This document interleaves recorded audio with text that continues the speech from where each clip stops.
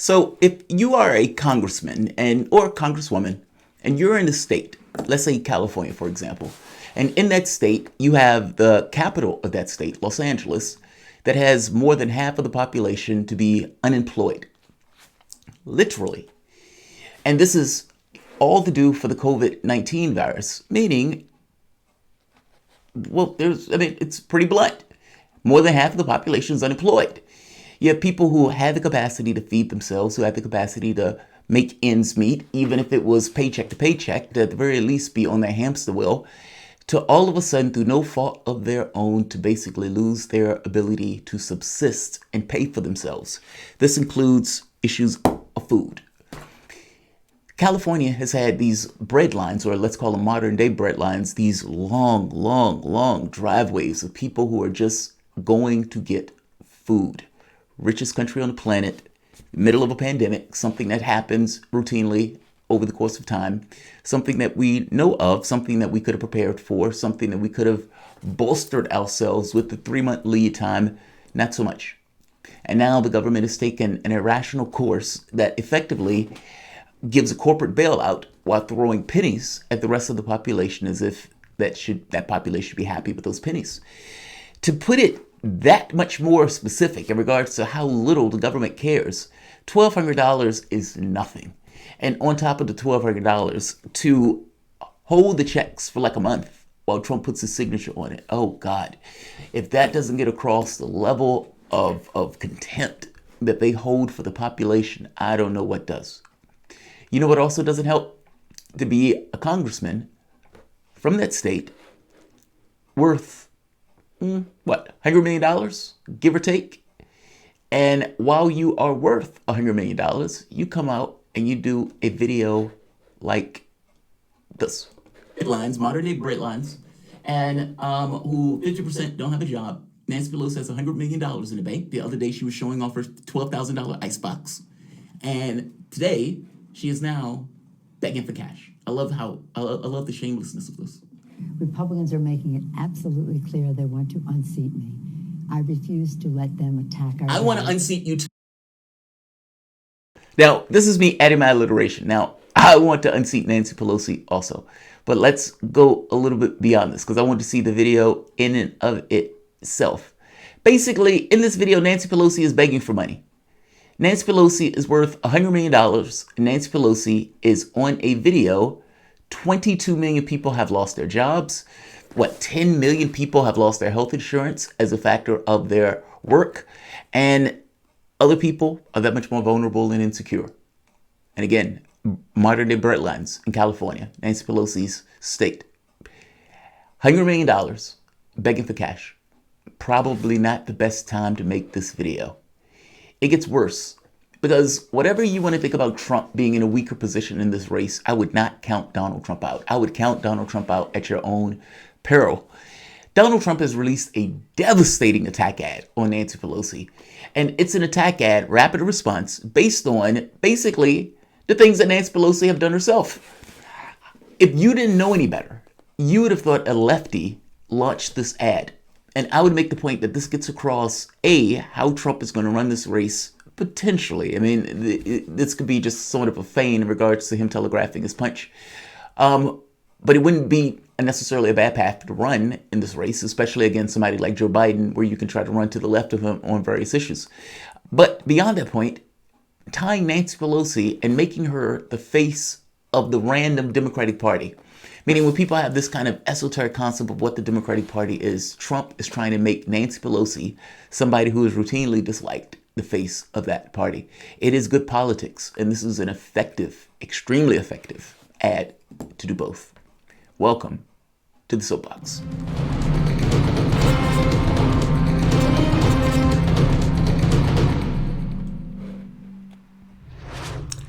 My name is Jamarl Thomas. This is a late night Soapbox. It is 4:20, waning 4:20 as we go into the next day. So definitely blaze one if you got one. Let's have some fun on this particular video. This, whatever you want to think of Trump, like him, dislike him, this is an effective ad. It's an effective ad because we're in the middle of a pandemic. You have, 22 million people that lost their jobs, 42,000 that have lost their lives, nearly 800,000 that are infected with the virus itself. 10 million people lost their health insurance. And a country where the overwhelming majority of the population didn't have $500 in the bank, and those living paycheck to paycheck, that population now has hit the skids. And Nancy Pelosi is begging for cash with $100 million in the bank, and it is dancing in front of her $11,000 ice boxes. 2 of them, refrigerators. No, seriously.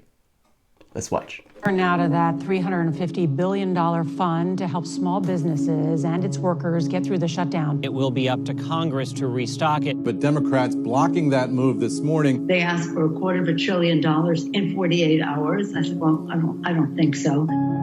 They objected, and I congratulate the Senate Democrats. Speaker Pelosi, what are you going to share with us from your home? Chocolate candy.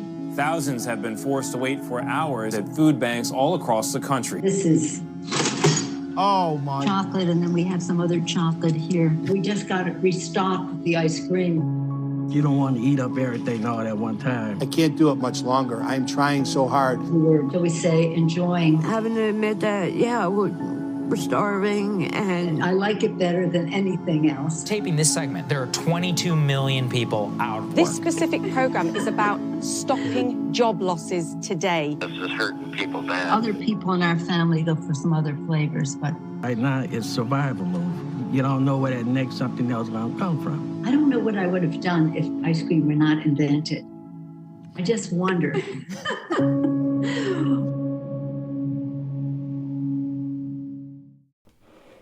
Wow. That is a brutal ad.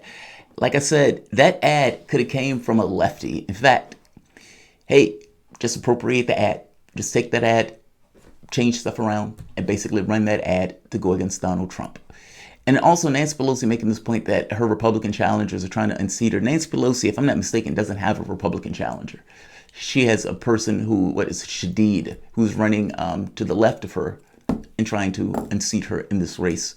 That is a brutal, brutal ad, because the video that they showed was actually true. Nancy Pelosi was doing that. She was dancing around her icebox, talking about her ice cream, this expensive brand of ice cream, and how her fridge is stocked, and having 2 $11,000 ice boxes or $12,000 refrigerators in one kitchen. When you have $100 million in the bank, you could do that. But perhaps, politically speaking, she might not have been as pleased as punch as she was in that video. Dancing around an icebox, prancing from here to there, talking about how much ice cream she has in her icebox. Probably not the right thing to do when 22 million people are out of work and there are people who are literally going hungry. That ad is on point. 2 things to notice in that ad. If Trump is running this race like a blue-collar billionaire, that ad is perfect, because that ad could have literally came from the left.